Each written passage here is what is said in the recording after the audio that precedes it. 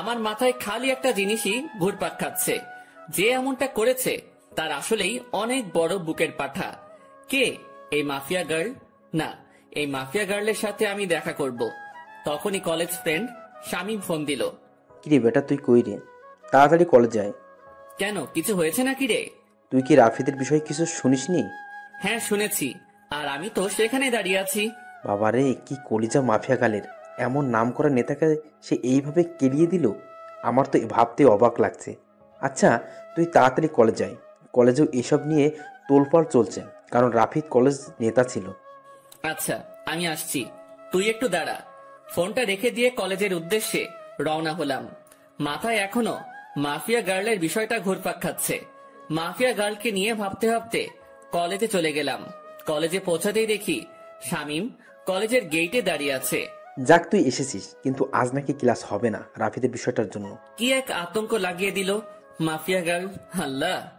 হ্যাঁ রে, সেই রকমের আতঙ্ক ছড়িয়ে দিয়েছে মাফিয়া গার্ল।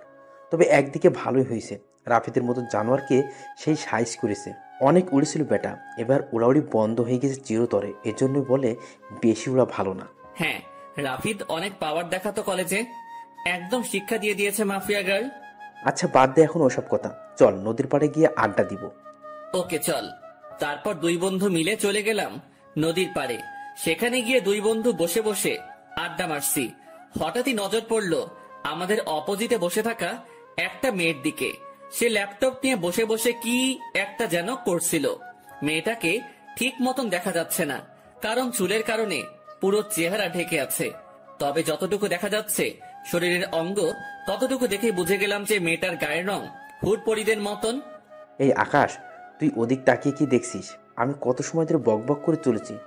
আরে দেখ না, সামনে বসে থাকা মেয়েটার দিকে কেমন মগ্ন হয়ে ল্যাপটপে কাজ করছে। আরে, এ তো আমাদের কলেজের রামিসা, যে কিনা কলেজের টপার, সবসময় পড়ালেখা নিয়ে মগ্ন থাকে। এখন নিশ্চয়ই ল্যাপটপে পড়ালেখা নিয়ে গবেষণা চলছে। শামীম, তুই একটা জিনিস লক্ষ্য করেছিস? মেয়েটার তার চুলগুলো কত লম্বা লম্বা, আর গায়ের রংটাও পুরো দুধে আলতা। হ্যাঁ, সে আমি অনেক আগ থেকে জানি, কারণ কলেজের সবাই ওর জন্য পাগল, কিন্তু সে কাউকে পাত্তা দেয় না। সারাদিন পড়ালেখা নিয়ে পড়ে থাকে, তার কাছে এসবের কোনো টাইম নাই। কিন্তু বন্ধু, মেয়েটাকে দেখে না আমার ভিতরে কেমন ঘুটাঘুটি হচ্ছে।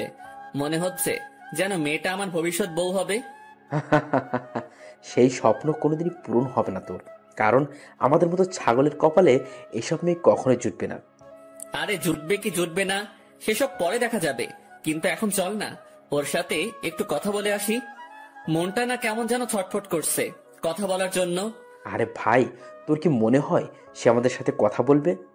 ভাই তাও চল না প্লিজ। চল। শামীমকে নিয়ে মেয়েটার কাছে চলে গেলাম। মেয়েটার সামনে গিয়ে দাঁড়িয়ে আছি ছায়া মূর্তির মতন, কিন্তু তার যেন আমাদের দিকে কোনো খেয়ালই নেই। সে তার কাজে মগ্ন হয়ে আছে। এই দেখলি, দানবের মতো দুটো মানুষ আমরা তার সামনে এসে দাঁড়িয়ে আছি, কিন্তু আমাদের দিকে কোনো খেয়াল নেই। রামিসা এমনই, কারোর সাথে কথাই বলে না। আরে চুপ থাকতো, আমি কথা বলছি, দেখতে থাক। আমি গলায় বড় করে কাশি দিলাম, কিন্তু মেয়েটার কোনো রেসপন্সই দেখতে পেলাম না। মেয়েটা এখনো তার কাজে মগ্ন। এবার শরম লজ্জা ভেঙে সোজা ডাক দিলাম, এই যে শুনছেন? মেয়েটা আমার ডাক শুনে ল্যাপটপ থেকে মাথা তুলে তাকালো। এতটা সময় মেয়েটার চেহারা দেখা যাচ্ছিল না, কিন্তু এখন সে আমাদের দিকে তাকানোই পুরো স্পষ্ট দেখা যাচ্ছে চেহারা। মেয়েটাকে দেখে পুরো শরীর ঠান্ডা হয়ে গেল আমার। ও আল্লাহ, এটা তো মেয়ে না, এটা তো পরিপালক থেকে ভুল করে নেমে আসা কোনো হুটপড়ি। জি বলুন। আমি মেয়েটার দিকে চোখ বড় বড় করে তাকিয়ে আছি। আমার তো পুরো দুনিয়াদারি যেন নিমিষেই থমকে গেল। আমি চুপচাপ তাকিয়ে আছি মেয়েটার দিকে। তখনই সাইড থেকে শামীম ধাক্কা দিয়ে বলল, আরে আকাশ, তুই কোথায় হারিয়ে গেলি? হ্যাঁ, শামীমের কথায় হুঁশ ফিরে আসলো। না না, আমি এখানে আছি, কোথাও হারাইনি। না হারালে বোবার মতন ওর দিকে ড্যাব ড্যাব করে তাকিয়ে আসিস যে। শামীম কথা শেষ না করতেই পাশ থেকে মেয়েটা আবার বলে উঠল, জি কিছু বলবেন? না না, কিছু বলবো না, আপনাকে শুধু চেয়ে চেয়ে দেখবো। মানে বুঝলাম না। আরে মানে আপনার সাথে একটু কথা বলতে চাই। জি বলুন, বললাম তো। আপনার পাশে কি একটু বসা যাবে? আগে পাশে বসে কি করবেন? কি বলতে এসেছেন সেটা বলে প্লিজ চলে যান। আমি এখন পড়া নিয়ে একটু বিজি আছি। আচ্ছা থাক, তাহলে অন্য একদিন বলবো। আচ্ছা। মেয়েটা আবার ল্যাপটপে মাথা গুজে দিল, আর আমি বোকার মতন সেখানে ঠায় দাঁড়িয়ে আছি। আমার যেন ভ্রুমি কাটছে না। মেয়েটাকে দেখার পর থেকে পুরোপুরি মাতাল হয়ে গেছি আমি। এই আকাশ চল এবার। না, আমি যাব না, তুই যা। মানে কি আকাশ, এখানে দাঁড়িয়ে দাঁড়িয়ে কি করবি শুনি? মেয়েটাকে তাকিয়ে তাকিয়ে দেখবো। আকাশ, তোর মাথা কি খারাপ টারাপ হয়ে গেল নাকি? কি সব আবল তাবল বলছিস? হ্যাঁ হ্যাঁ, হয়তো হয়ে গেছে। ওহ আল্লাহ, কোন পাগলের পাল্লায় পড়লাম আমি। আচ্ছা শামীম, একটা কথা বলি। হ্যাঁ বল। আমার না মেয়েটাকে কোলে উঠিয়ে নিয়ে কাজী অফিসে দৌড় দিতে মন চাচ্ছে। ইচ্ছে করছে এখনই বউ বানিয়ে ফেলি মেয়েটাকে। একটা ঠাটিয়ে লাগিয়ে দিব তোর গালে বেটা ফাজিল। চল তুই এখান থেকে। শামীম আকাশকে টেনে সেখান থেকে নিয়ে আসলো। শামীম, এমনটা না করলেও পারতিস। আর একটু দেখতে দিলে কি হতো মেয়েটাকে। একদম চুপ তুই। কি সব পাগলামো শুরু করছিস আকাশ? মাথায় তার কি ছিঁড়ে গেছে নাকি তোর? হ্যাঁ দেখ বেটা, তুই আমার মনের দুঃখ বুঝলি না। থাক তুই, আমি বাসায় গেলাম। শামীমকে ফেলে রেখে সেখান থেকে সোজা বাসায় চলে আসলাম। বাসায় এসে ব্যাগ রেখে ওয়াশরুমে চলে গেলাম। একটু পর ওয়াশরুম থেকে বের হয়ে না খেয়ে সোজা শুয়ে পড়লাম। মেয়েটাকে দেখার পর থেকে যেন খাওয়া দাওয়ার সমস্ত রুচি উঠে গেছে আমার। বিছানায় শুয়ে শুয়ে মেয়েটার কথা ভাবতে লাগলাম। মেয়েটাকে নিয়ে ভাবতে ভাবতে কখন যে ঘুমিয়ে গেছি আল্লাহ জানে। এক ঘুমে রাত হয়ে যায়, তাও ঘুম ভাঙেনি আমার। শামীম ফোন দিয়ে ঘুম ভাঙিয়েছে। আকাশ, তুই কি করছিস রে? আরে ঘুমাচ্ছি। হ্যাঁ এমনটাই করবি। এদিকে দুনিয়াদারি পুরো ধ্বংস হয়ে যাচ্ছে আর তুই পরে পরে ঘুমাচ্ছিস বেটা বলদ। আরে কি হয়েছে? তাড়াতাড়ি ইউটিউব ওপেন কর। একটা চ্যানেল থেকে মাফিয়াকার লাইভ এসেছে, আমি তোকে লিংক দিয়ে দিচ্ছি। কি? তাড়াতাড়ি লাফ দিয়ে বিছানা ছেড়ে উঠে পড়লাম। তারপর ফোনের ডাটা অন করে শামীমের দেওয়া লিঙ্কটা থেকে ইউটিউবে প্রবেশ করলাম। ইউটিউবে প্রবেশ করতেই দেখি মাফিয়া গার্ল লাইভে এসেছে। চেহারা দেখা যাচ্ছে না, পুরো মুখ ঢাকা তার। আর তার থেকে বড় কথা, মেকানিক্যাল একটা অটো ভয়েস থেকে সে লাইভে এসেছে। দেখুন, সবার উদ্দেশ্য করেই বলছি, আমাকে ধরা তো দূরের কথা, সেসব কিছু নিয়ে চিন্তা করলেও ঘাট থেকে মস্তক আলাদা করে দিব আমি।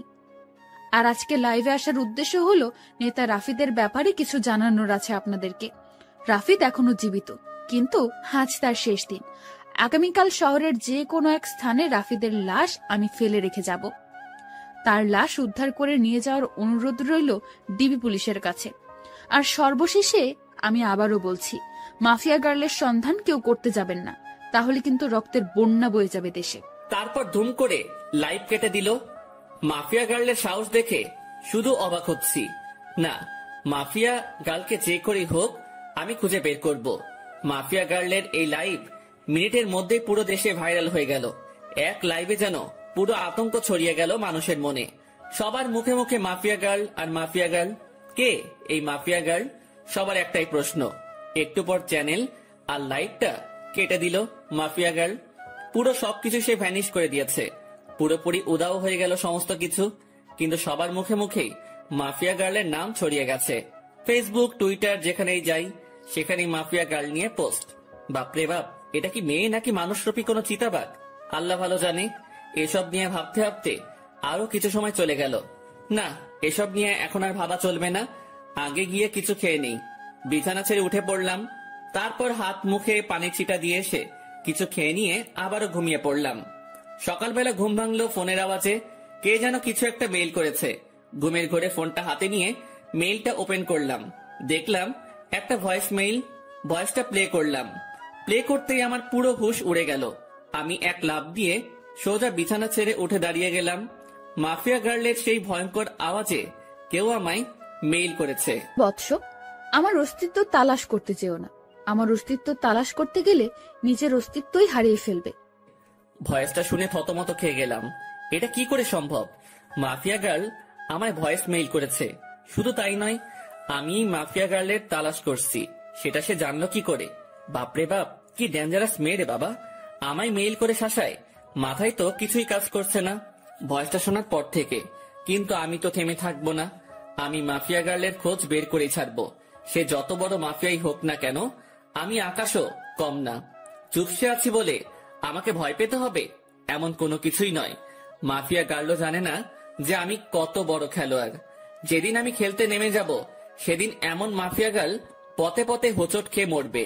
এসব নিয়ে চিন্তা ভাবনা করছি। তখনই দেওয়াল ঘড়িটায় 9টা অ্যালার্ম বেজে উঠল। ও আল্লাহ, 9টা বেজে গেছে কখন? আমার তো কলেজ যেতে হবে। তাড়াতাড়ি বিছানা ছেড়ে উঠে পড়লাম। তারপর ফ্রেশ হয়ে হালকা পাতলা কিছু নাস্তা করে কলেজের উদ্দেশ্যে রওনা হলাম। হেঁটেই রওনা হয়েছি। আরে ধুর, আমার পরিচয় দিতে তো ভুলেই গেছি সবাইকে। চলেন পরিচয় পর্বটা শেষ করে ফেলি। আমি বরাবরের মতোই আকাশ, আপনাদের সাথে আছি। পড়াশোনার সুবাদে শহরে আলাদা বাসা নিয়ে থাকি, আর পুরো পরিবার, বাবা মা, ছোট বোন অন্য শহরে থাকে। আমি ইচ্ছা করেই এই কলেজে অ্যাডমিশন নিয়েছি। ইচ্ছা করে বলতে একটা রিজন আছে এই কলেজে অ্যাডমিশন নেওয়ার, সেটা গল্পের সাথে থাকলে জেনে যাবেন। সো এবার গল্পে ফেরা যাক। কলেজে পৌঁছে গেলাম। কলেজে পৌঁছাতেই দেখি গতকালে সেই রামিসা মেয়েটা গাছতলায় বসে বসে বই একটা হাতে নিয়ে পড়ছে। কোনো কিছু না ভেবে মেয়েটার দিকে এগিয়ে গেলাম, কারণ এখনো ক্লাস শুরু হয়নি, আর ক্লাস হবে কিনা সেটাও সন্দেহ। মেয়েটার কাছে গিয়ে দাঁড়িয়ে আছি। মেয়ে আমায় দেখে আজ নিজ থেকে কথা বলল। কালকের বিষয়টা নিয়ে কিছু বলতে আসছেন বুঝি? না, তেমন কিছু না। মানে হ্যাঁ, মেয়েটার এমন ধারা কথা শুনে কি বলবো, সবটাই গুলিয়ে গেছে। তো বলুন। আচ্ছা, আপনার সাথে কি ফ্রেন্ডশিপ করা যাবে? না, ফ্রেন্ডশিপ করা যাবে না, কারণ আমি কোনো ছেলের সাথেই চলাফেরা করি না। প্লিজ না করিয়েন না, আমি কিন্তু একদম বাজে ছেলে না। তাও আমি পারবো না। তবে হ্যাঁ, পড়ালেখা নিয়ে টুকটাক কথা বলার প্রয়োজন হলে বলতে পারবেন। আচ্ছা ঠিক আছে। কিন্তু আপনাকে তো কলেজে নতুন মনে হচ্ছে। হ্যাঁ, আমি নতুন। 1 মাস আগে অ্যাডমিশন নিয়েছে এই কলেজে, অন্য কলেজ থেকে ট্রান্সফার হয়ে।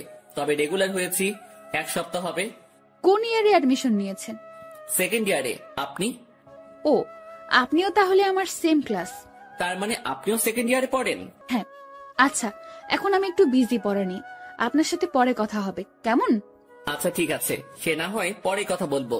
কিন্তু একটা কথা, আমরা যেহেতু একই ইয়ারের, তাহলে তুমি করে বলা যায়। আমি আপনি ডেকে মজা পাই। আচ্ছা ঠিক আছে, যেমনটা আপনার মর্জি। সেখান থেকে চলে আসলাম। বাপরে বাপ, কি মেয়ে! ভাও এই দিচ্ছে না। আমার মনে জলে আগুন, আর সে বাজায় সাপের বিন। তবে সমস্যা নেই, তোমায় তো আমি নিজের করেই ছাড়বো।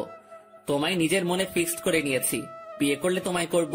সেখান থেকে আসতে না আসতেই শামীম কলেজের গেট দিয়ে প্রবেশ করলো। কিরে, তুই এখন এলি? এই তো একটু আগে। আচ্ছা চল ক্যান্টিনের দিকে যাই। কলেজের পরিবেশ দেখে তো মনে হচ্ছে না যে আজ ক্লাস হবে। আমারও তাই মনে হচ্ছে। চলো তাহলে ক্যান্টিনেই যাই। তারপর দুজন মিলে ক্যান্টিনে চলে গেলাম। কলেজে যেদিন অ্যাডমিশন নিয়েছি সেদিনই শামীমের সাথে আমার পরিচয় হয়েছে। অল্প কয়েকদিনে খুব ভালো বন্ধু হয়ে উঠেছি আমরা। 2 বন্ধু মিলে ক্যান্টিনে বসে বসে কফি খাচ্ছিলাম। তখনই আশেপাশের লোকজন সবাই একদিকে দৌড়ে ছুটে যাচ্ছে। একজনকে ডেকে জিজ্ঞেস করলাম, ভাই কি হয়েছে, আপনারা এভাবে দৌড়াচ্ছেন কেন? আরে ভাই, আপনারা কোন দুনিয়ায় থাকেন? হ্যাঁ, যে কোনো কিছুই বলতে পারেন না? ভাই, এই দুনিয়াতেই আছি, কিন্তু কি হয়েছে সেটা তো বলবেন।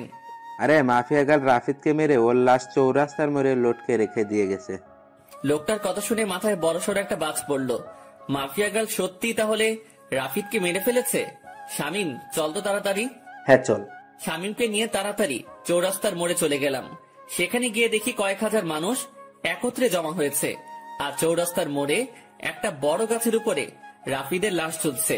রাফিদের লাশ দেখে নিজেরই কলিজা কেঁপে উঠল। একটা মেয়ের পক্ষে কি করে সম্ভব এটা? একটা মেয়ে শহরের নাম করে নেতাকে এমন বিভৎসভাবে মারলো যে দেখে বিশ্বাসই হচ্ছে না। চুপচাপ সেখানে নীরব দর্শকের মতন দাঁড়িয়ে আছি। ডিবি পুলিশ রাফিদের লাশ গাছ থেকে নামাচ্ছে।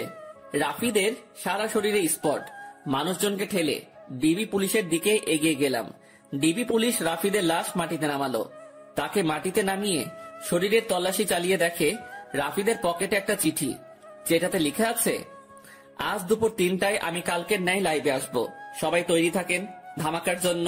মাফিয়া গার্লের চিঠি পড়ে সবার চোখ কপালে উঠে গেল। কি করতে যাচ্ছে মাফিয়া গার্ল? রাফিদকে তো মেরে ফেলেছে, আবার কি নতুন করে ধামাকা দিবে সে?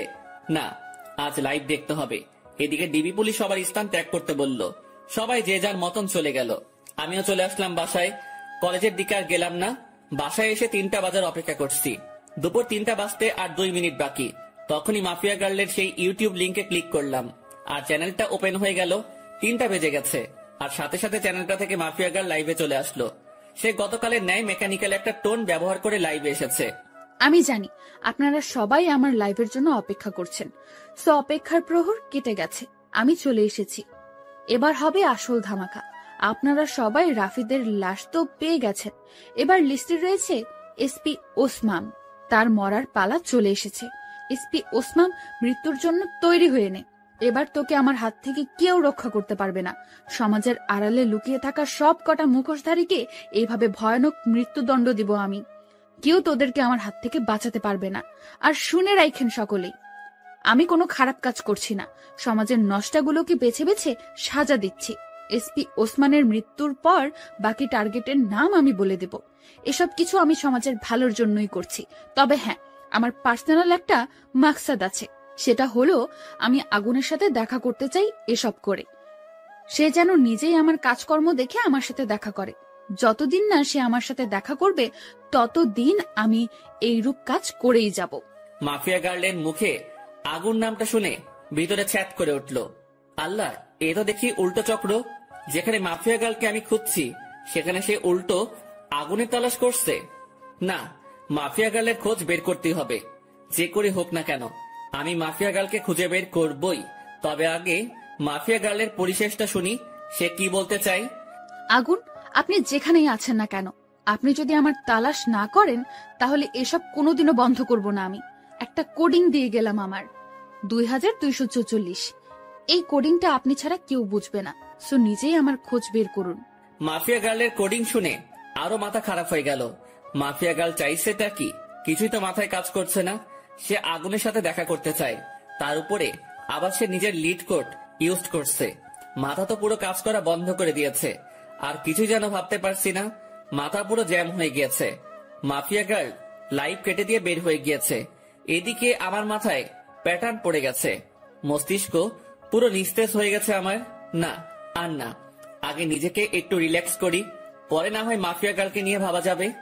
ডাটা অফ করে দিয়ে শুয়ে পড়লাম।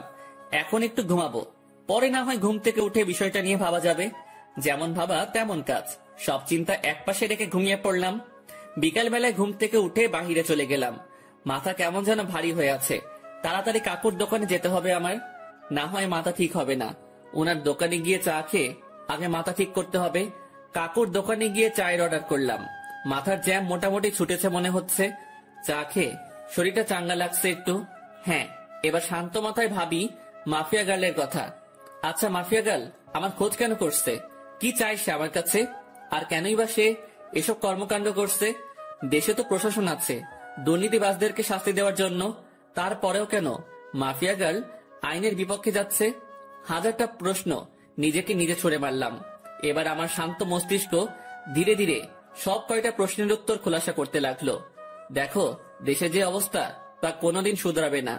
একটার পর একটা দুর্নীতিবাজ পয়দা হয়ে যাবে, কখনো তাদেরকে থামানো যাবে না। নিজের মনের উত্তরের সাথে মাফিয়া গার্লের কর্মকাণ্ডের জাজমেন্ট করলাম। পরিশেষে যা বুঝতে পেলাম, হ্যাঁ, মাফিয়া গার্ল একদিকে ঠিকই করছে, তাদের শাস্তি হয় না, সে তাদেরকে শান্তি দিচ্ছে। এমন একটা মানুষের এই অভাব ছিল দেশে, কিন্তু একটা জিনিসের উত্তর কোনোভাবেই পেলাম না। মাফিয়া গার্ল আমার খোঁজ করছে কেন? কি চাই সে আমার কাছে? এটার উত্তর আমার জানতেই হবে। তবে তার জন্য মাফিয়া গার্লকে দরকার আমার। হ্যাঁ, মাফিয়া গার্লকে দরকার আমার। মাফিয়া গার্ল, তুমি অপেক্ষায় থাকো, জলদি দেখা হচ্ছে তোমার সাথে। কাকুর দোকান থেকে উঠে চলে এলাম। ভিতরে খালি একটা জিনিসই কাজ করছে, মাফিয়া গার্লের খোঁজ বের করা। হ্যাঁ, সেটা আমি অতি শীঘ্রই বের করে ফেলবো। তারপর হবে আসল খেলা। যদি অসাধু কোনো মতলব থাকে আগুনকে নিয়ে মাফিয়া গার্লের, তখন মাফিয়া গার্ল বুঝতে পারবে যে কত ধানে কত চাল। আগুনও কোনো ফেলনার জিনিস না, সেটা সে তখন হারে হারে টের পাবে। তবে তার একটা হেস্তনেস্ত করবই আমি। সে আগুনকে হয়রানি করিয়েছে। সে জানে না যে সে আগুন নিয়ে খেলা করছে, যে আগুন বছর 3 আগে জ্বলে উঠেছিল। সেদিন কয়েক শতাধিক মানুষের চোখে মুখে ছিল কান্না, আর আতঙ্কে ছিল পুরো দেশ। আর সে আগুনকে মাফিয়া গার্ল নামক 2 দিনের একটা মেয়ে ফোর্স করে দেখা করার জন্য। এটার মজা তাকে বুঝাবো আমি। এসব নিয়ে ভাবতে ভাবতে বাসায় চলে এলাম। বাসায় এসে কিছু সময় বই নিয়ে ঘাটাঘাটি করে উঠে পড়লাম। তারপর খেয়ে দিয়ে বিছানায় পিঠ এলিয়ে দিলাম। শুয়ে শুয়ে ফেসবুকিং করছি, নিউজ ফিড ঘাটছিলাম। তখনই মাফিয়া গার্লকে নিয়ে একটা পোস্ট সামনে এলো। কে যেন গ্রুপে মাফিয়া গার্লকে নিয়ে পোস্ট করেছে। পোস্টের ক্যাপশনে লিখা, mafia girl is the best women in the world.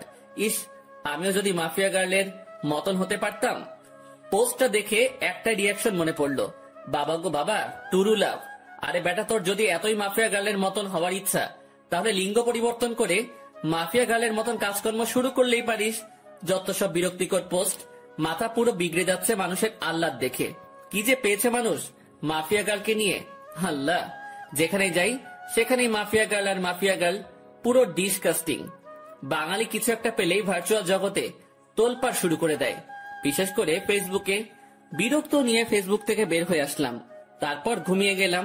পরের দিন সকালবেলায় উঠে কলেজে চলে গেলাম, কিন্তু আমি আমার খোঁজ চালু করে দিয়েছি। মাফিয়া গার্লের খোঁজ করতে করতে 2-1 দিন কেটে গেল।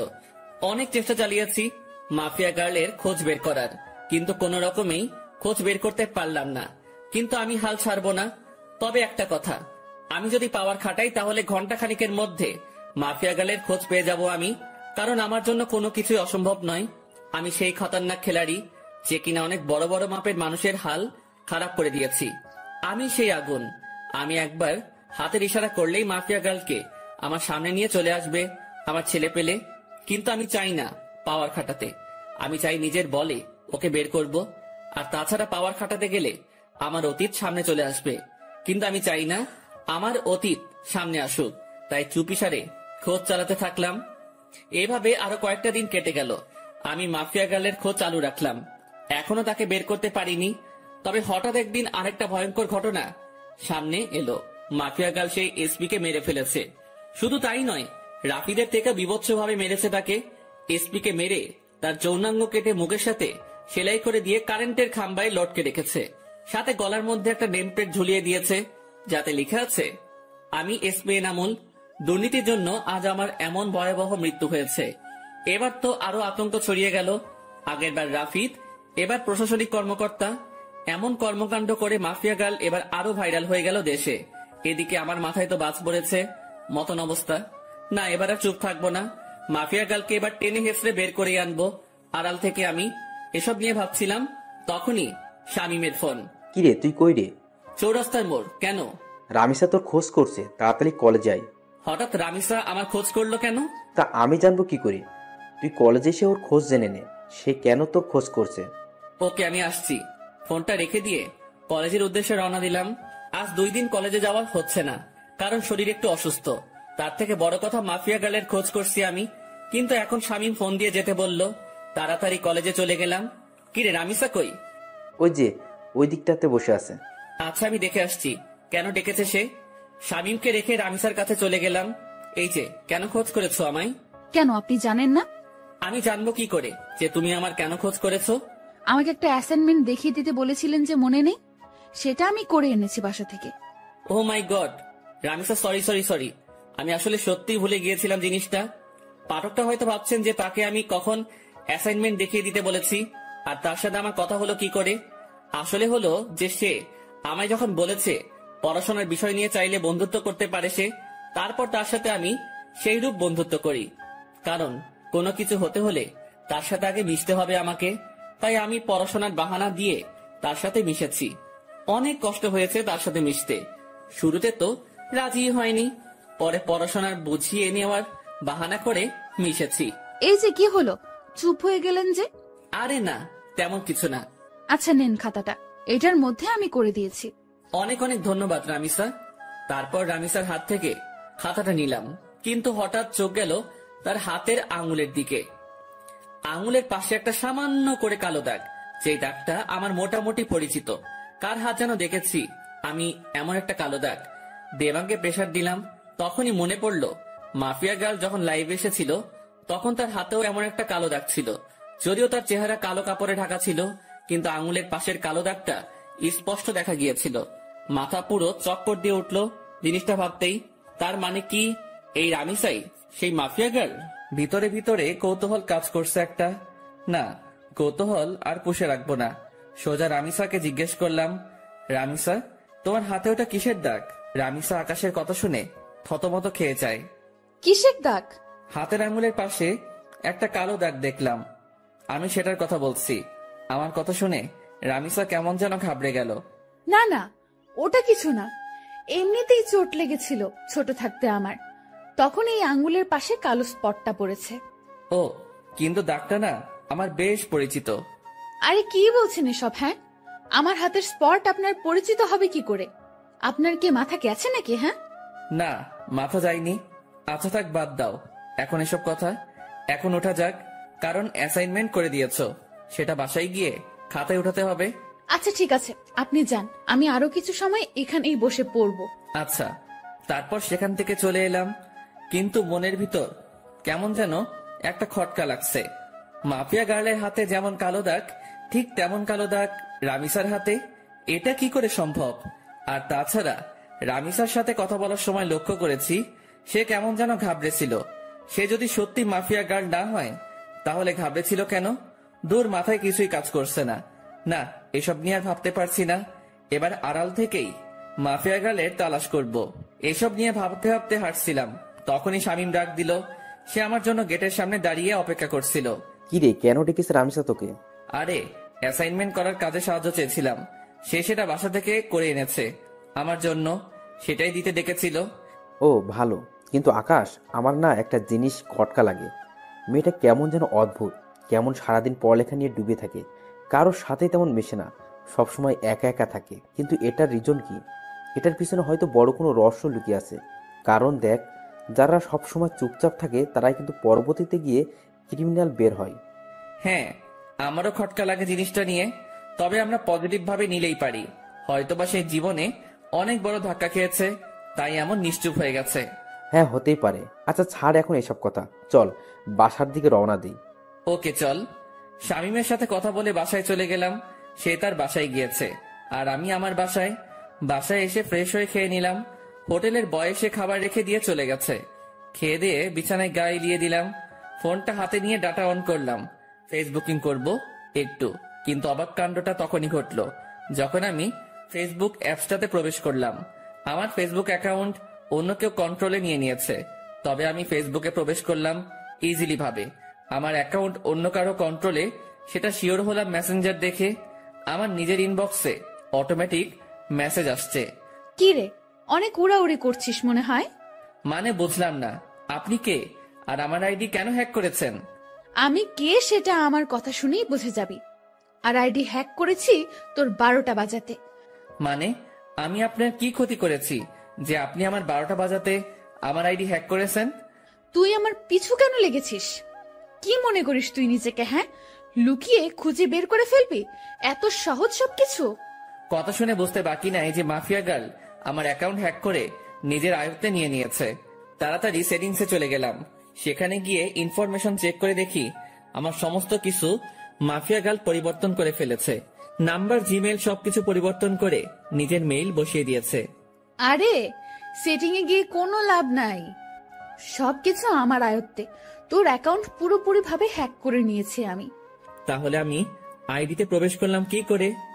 আমি চেয়েছি তাই তুই প্রবেশ করতে পেরেছিস, কারণ আমি সবকিছু পরিবর্তন করলেও CLI লগ আউট মারিনি, তাই তুই প্রবেশ করতে পেরেছিস।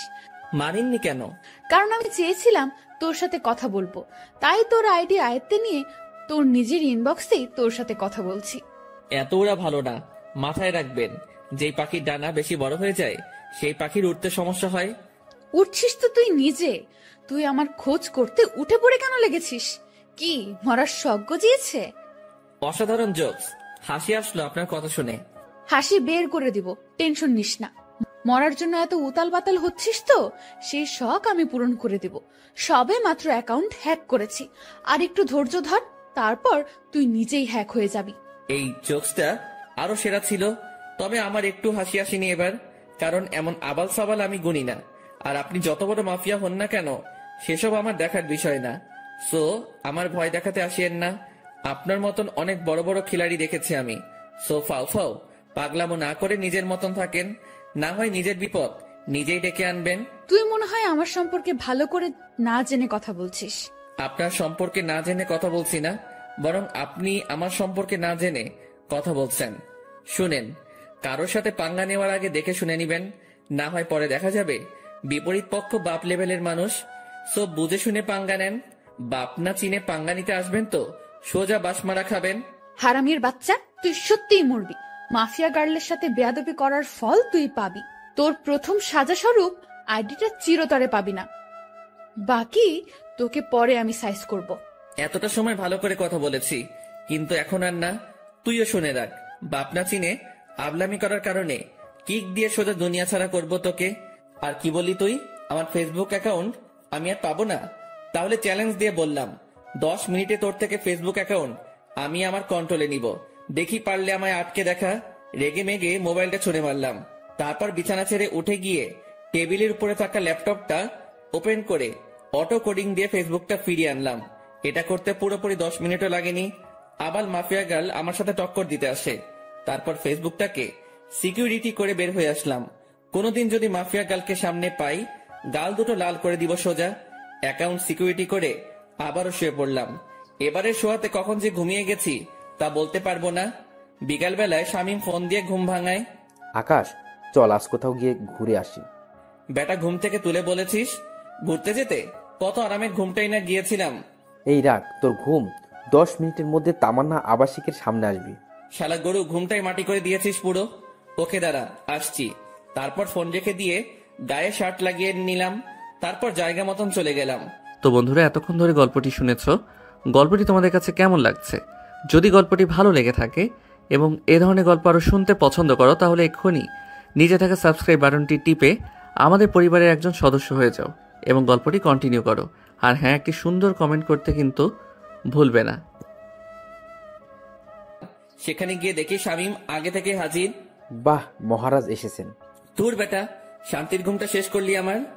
হ্যাঁ, তোমার শান্তির ঘুম এই খালি নষ্ট করে মানুষ। বেলা বাজে কয়টা আর তুমি পড়ে পড়ে ঘুমাও? গরু দামড়া পাঠা, বউ জুটবে না তোর। ওকে, না জুটলে নাই। চল এখন ঘুরে আসি। ওকে চল। তারপর দুজন মিলে ঘুরতে চলে গেলাম। অনেক রাত পর্যন্ত দুজন মিলে ঘোরাঘুরি করেছি। রেস্টুরেন্টেও খেয়েছি। সমস্ত বিল শামীম দিয়েছে। রাত বাজে 10টা। ঘোরাঘুরি শেষ করে দুজন দুজনের বাসায় চলে এলাম। বাসায় এসে হাত মুখ ধুয়ে ফ্রেশ হয়ে শুয়ে পড়লাম। শরীর অনেক ক্লান্ত, তাই শুতেই ঘুমিয়ে গেছি। সকালবেলায় ঘুম থেকে উঠে রেডি হয়ে কলেজে চলে গেলাম। কলেজে গিয়ে দেখি গেটের মধ্যে রামিসা দাঁড়িয়ে আছে। সে আমাকে দেখতে পেয়ে, যাক, ভালোই হয়েছে, চলেন আমার সাথে, আমার কিছু কথা আছে। বাহ, আজ সূর্য কোন দিকে উঠেছে। আচ্ছা চলো। দুজনে একপাশে চলে গেলাম। হ্যাঁ, এবার বলো। আমি আপনার সাথে বন্ধুত্ব করতে চাই। রামিসার কথা শুনে সত্যি মনে হচ্ছে সূর্য আজ উল্টো দিকে ধরে উঠেছে। এই এই কি হয়েছে বলো তো? তুমি আজ নিজ থেকে আমার সাথে ফ্রেন্ডশিপ করতে চাইছো, কারণ কি? তুমি তো পড়ার বিষয় ছাড়া কোনো কিছু নিয়ে কথা বলতে বারণ করেছো। দেখুন, আসলে আমার জীবনে অনেক বড় একটা ধাক্কা খেয়েছি আমি, তাই কাউকেই আর বিশ্বাস করতে পারি না আমি। অনেক ভয় হয় আমার, কিন্তু আপনাকে আমার অনেক বিশ্বাস হয়, তাই আমি আপনার সাথে বন্ধুত্ব করতে চাই। কি নিয়ে ধাক্কা খেয়েছো? তা না হয় পরে কোনো একদিন বলবো না। এখন কি বন্ধুত্ব করবেন আমার সাথে? আচ্ছা। আচ্ছা মানে কি ধরে নিব আমি? বন্ধুত্ব করেছেন? হ্যাঁ, কিন্তু তাহলে তুমি আমায় আপনি বলতে পারবে না, তুমি করে বলতে হবে। ওকে, আপনি বলবো না, তুমি করেই বলবো। রামিসার সাথে বন্ধুত্ব হয়ে কি যে খুশি লাগছে তা বলে বোঝাতে পারবো না, কারণ ভালোবাসার প্রথম ধাপ বন্ধুত্ব।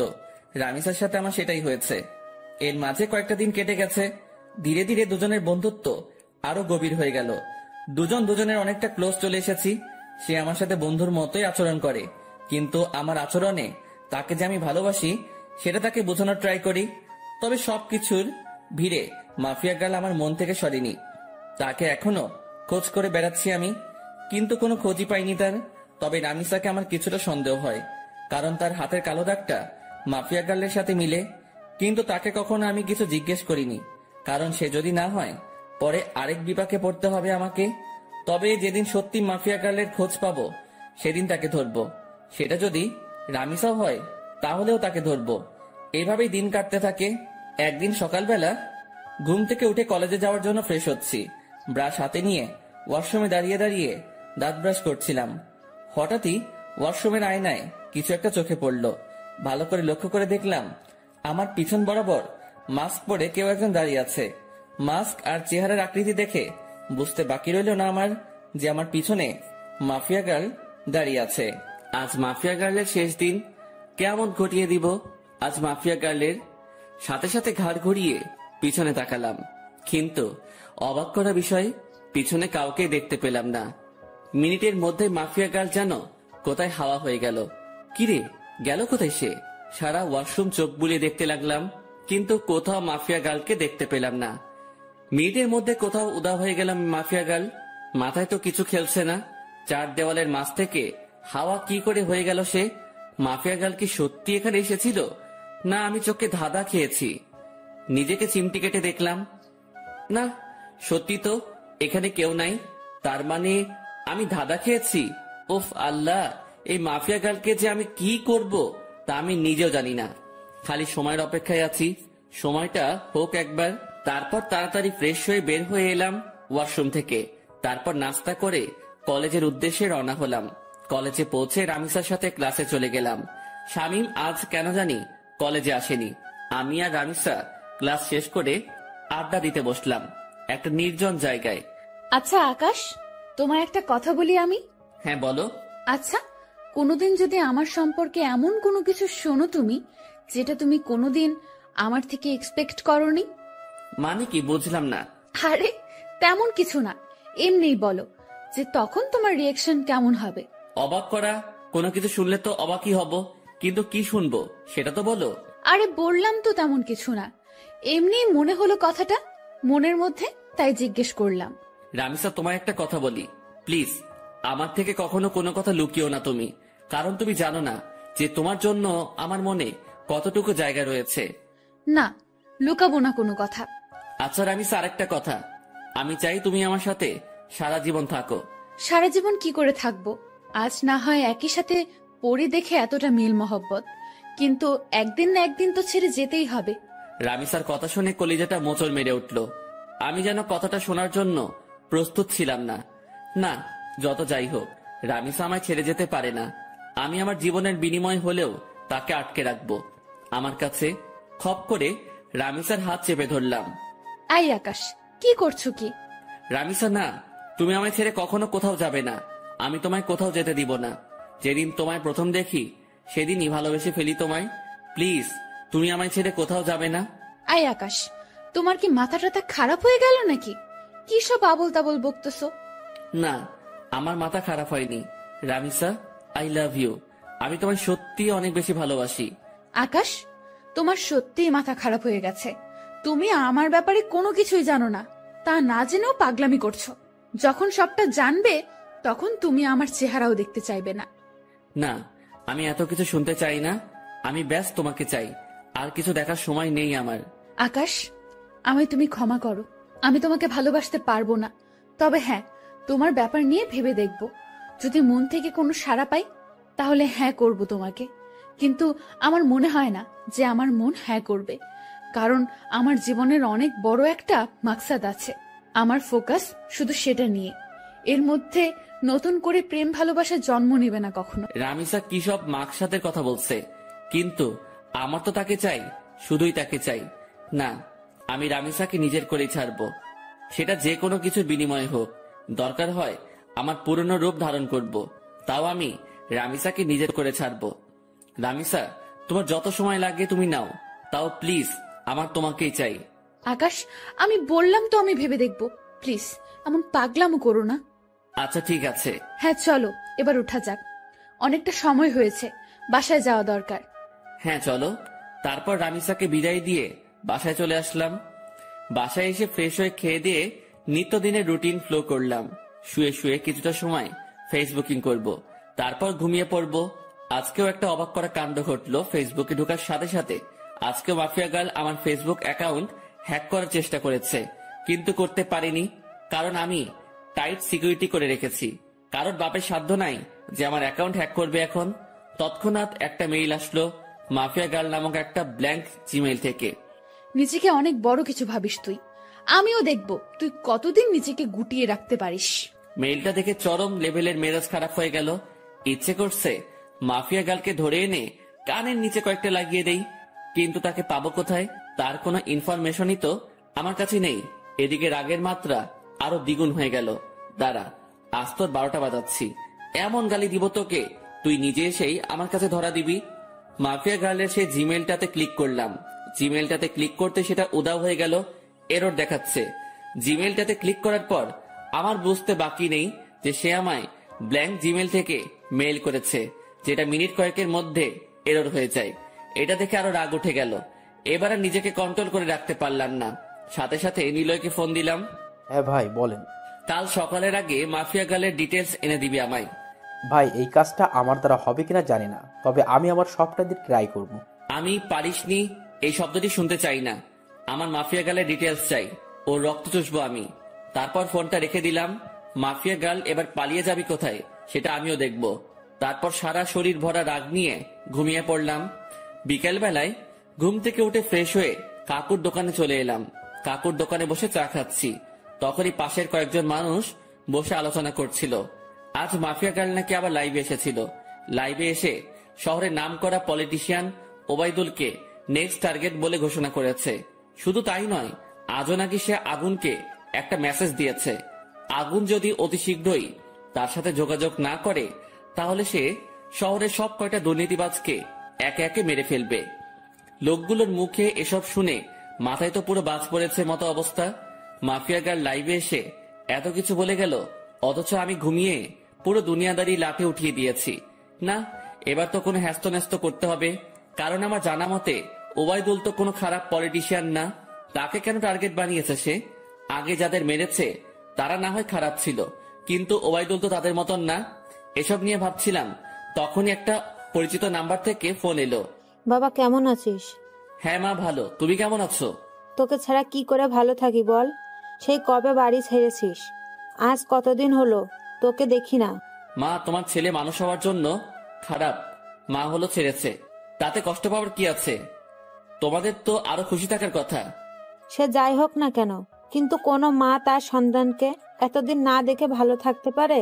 মা প্লিজ মন খারাপ করিও না, আমি খুব তাড়াতাড়ি বাড়িতে আসবো। বাবা খুব তাড়াতাড়ি না, কালকে তুই বাড়িতে আয়। মা কাল কি করে আসবো বলো, আমার ক্লাস চলছে তো। সেসব আমি জানি না, তুই কাল বাড়িতে আসবি। আম্মু প্লিজ এমন পাগলামো করে না। আমি বললাম তো আমি কয়েকদিনের মধ্যেই বাড়ি আসবো, তখন তুমি তোমার ছেলেকে মন ভরে দেখে নিও। আচ্ছা ঠিক আছে যা, কিন্তু খুব তাড়াতাড়ি আসবি বলে দিলাম কিন্তু। হ্যাঁ মা, খুব তাড়াতাড়ি আসবো। এবার রাখি কেমন? আচ্ছা। আম্মুর সাথে কথা বলে ফোনটা রেখে দিলাম। আজ কতদিন পর মায়ের সাথে কথা বললাম। আল্লাহ ভালো জানে সেই কবে বাড়ি ছেড়ে এসেছি, এখনো অব্দি বাড়ি যাইনি। মা আমায় দেখার জন্য কেমন উতাল পাতাল হয়ে আছে। না, কিছুদিনের মধ্যে একবার বাড়ি যাব আমি, কিন্তু আমি যে কারণে বাড়ি ছেড়ে এসেছি সেটা এখনো হয়নি। বাসার লোক সবাই জানে আমি নিজের জীবন গোছানোর জন্য বাড়ি ছেড়েছি, কিন্তু এর পিছনেও যে একটা রহস্য লুকিয়ে আছে সেটা কেউ জানে না। তবে হ্যাঁ, আমি সাকসেস হয়ে ছাড়বো। তারপর নিজের বাসায় চলে এলাম। বাসায় এসে কিছুটা সময় বই নিয়ে ঘাটাঘাটি করে উঠে পড়লাম। কোনো কিছুতেই যেন মন বসছে না, কারণ কখন সকাল হবে আর কখন নিলয় আমাকে মাফিয়া গার্লের ডিটেলস দিবে সেই চিন্তায় খালি মাথায় ঘুরঘুর করছিল। যাক, কোন রকমে খেয়ে দিয়ে ঘুমিয়ে পড়লাম রাতে। সকাল হলেও মাফিয়া গার্লকে সেটা আমি জেনে যাব। সকালবেলায় ঘুম থেকে উঠে মোবাইলটা হাতে নিলাম। ফোনটা হাতে নিয়ে দেখলাম নিলয় আমার কয়েকটা ছবি মেইল করেছে। তাড়াতাড়ি মেইলটা ওপেন করলাম। মেইল করা ছবিতে ক্লিক করতে যা দেখলাম তাতে তো পুরো দুনিয়াদারি চক্কর খেতে লাগলো আমার। কারণ ছবির মানুষটা আমার খুব পরিচিত, যেই মুখটার মুখোমুখি কয়েক হাজার বার হয়েছে আমি।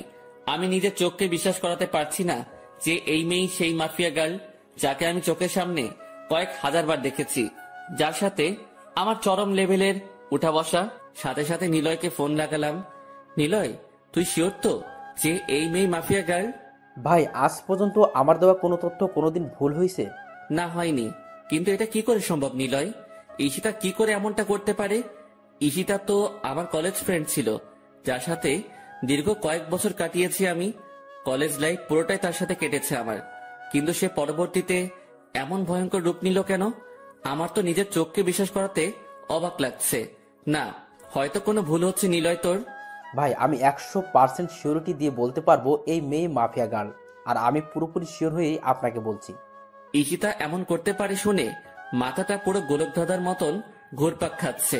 ভাই আপনার হয়তো বিশ্বাস হচ্ছে না, কারণ সে আপনার সাথে দীর্ঘ কয়েক বছর কাটিয়েছে, কিন্তু সত্যি এটাই যে সে মাফিয়া গার্ল।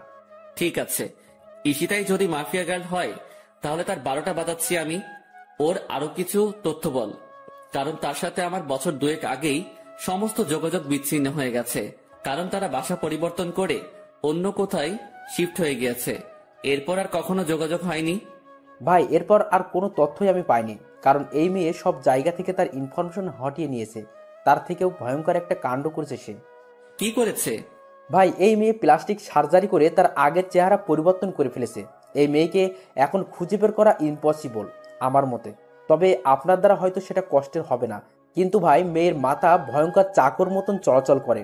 গতকাল আপনি ফোন দেওয়ার পর আমি কম হলেও 50টার উপরে ছেলে লাগিয়েছি মাফিয়া গালের খোঁজ বের করার জন্য, কিন্তু অবশেষে সবাই খালি হাত ফিরেছে। কিন্তু একজন খালি তার কিছু ছবি কালেক্ট করেছে। তবে বর্তমান সময়ে সে দেখতে কেমন তার কোনো ছিটে ফোঁটা বা চিহ্ন খুঁজে পায়নি। আর হ্যাঁ ভাই, একটা কথা, এই মেয়ের নামের মতন তার কাজকর্মগুলো বেশ ভয়ঙ্কর। কারণ তার ইন্টারনেট ডাটাবেস আমি হ্যাক করে তথ্য বের করতে চেয়েছিলাম, কিন্তু কোনো মতে সেটা পসিবল হয় নাই। এই মেয়ে হ্যাকিংয়েরও মাস্টার। নীলার মুখ থেকে ঈশিতার এইরূপ কর্মকাণ্ডের কথা শুনে এবার আর জায়গায় স্থির থাকতে পারলাম না। নিলয় কি বলল ঈশিতার সম্পর্কে এগুলা? যেই মেয়ে কলেজ লাইফে থাকতে এতটা সাদাসিধা ছিল, তার মধ্যে কয়েক বছরের ব্যবধানে এতটা হিংস্রতা কি করে আসতে পারে? মাথায় তো কিছুই খেলছে না। আচ্ছা নিলয়, আমি ফোন রাখলাম, পরে কথা হবে তোর সাথে। আর শোন, মাফিয়া গার্লের খোঁজ চালু রাখিস। আচ্ছা ভাই। নিলয়ের সাথে কথা শেষ করে ঠাই সেই জায়গাটাতেই দাঁড়িয়ে আছি। আমার যেন নিজের কানকেই এখনো বিশ্বাস করাতে পারছি না যে ঈশিতাই বর্তমান জগতের সবচাইতে খাতারনাক মাফিয়া, যার ভয়ে বড় বড় নেতারা এখন আতঙ্কে আছে। 8 ঘন্টা নাগাদ একই জায়গায় দাঁড়িয়ে আছি।